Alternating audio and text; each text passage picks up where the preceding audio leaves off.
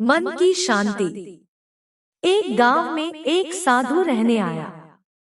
साधु ने कठोर तपस्या कर कई सिद्धियां हासिल की थी, इसलिए साधु जल्दी ही इस गांव में और आजू बाजू के गांवों में प्रसिद्ध हो गया। इस गांव के पड़ोसी गांव में एक व्यापारी रहता था। व्यापारी धनवान बहुत था, इसलिए उसके पास किसी भौतिक वस्तु की कोई कमी नहीं थी। लेकिन जैसा होता है, हर आदमी कुछ ना कुछ कमी महसूस करता ही है। इस व्यापारी को भी मन से शांति नहीं थी। मन से शांति पाने के लिए व्यापारी कई तरह के नुस्खे आजमा चुका था, लेकिन किसी ने भी उसे सफलता नहीं मिली थी।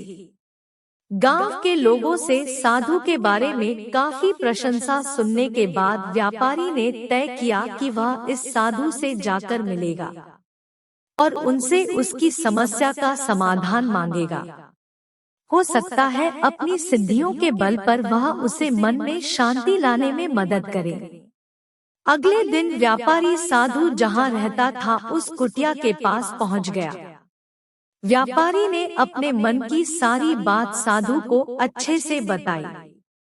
साधु ने उसकी बात सुनने के बाद व्यापारी से कहा कि तुम्हें कुछ दिनों तक मैं जैसा कहूँ वैसा करना पड़ेगा और यही रहना पड़ेगा।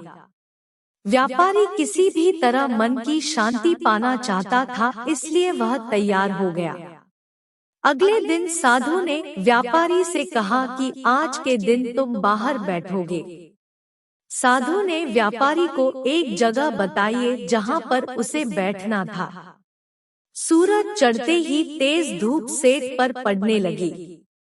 सेठ ये देखकर हैरान था कि साधु खुद कुटिया के अंदर छाया में बैठा है और उसे धूप में बिठा कर रखा है। व्यापारी को काफी गुस्सा आया, लेकिन वह किसी तरह अपने गुस्से को पी गया। अगले दिन साधु ने व्यापारी को फिर से उसी जगह बिठाया और इस दिन उसे खाना नहीं मिलेगा यह भी बताया। व्यापारी को समझ में नहीं आ रहा था कि तू ऐसा क्यों कर रहा है। साधु दोपहर को भूखे व्यापारी को सामने बैठकर ही अच्छा भोजन खाने लगा। जैसे तैसे व्यापारी ने पूरा दिन तो बता दिया, लेकिन भूख और गुस्से के मारे व्यापारी को पूरी रात नींद नहीं आई। वह पूरी रात यह सोचा रहा कि आखिर साधु उसके साथ ऐसा व्यवहार क्यों कर रहा है। उसे लगा कि साधु उसकी समस्या का हल बताना ही नहीं चाहता, इसलिए ऐसा कर रहा होगा। इसलिए सुबह उठते ही उसने अपना सामान लिया और वहां से जाने की तैयारी की। व्यापारी को जाता हुआ देखकर साधु ने उसे रोका और अपने पास बुलाया। साधु ने पूछा कि वह क्यों वापस जा रहा है। व्यापारी ने कहा कि वह जो पाने के लिए यहाँ आया था वह उसे मिला ही नहीं, इसलिए उसका वहाँ पर रहना व्यर्थ है। साधु ने उसे कहा कि मैंने तुम्हें बहुत कुछ दिया, लेकिन तुमने कुछ लिया ही नहीं। व्यापारी को कुछ समझ में नहीं आया, वह बोला आपने तो मुझे कुछ भी नहीं दिया।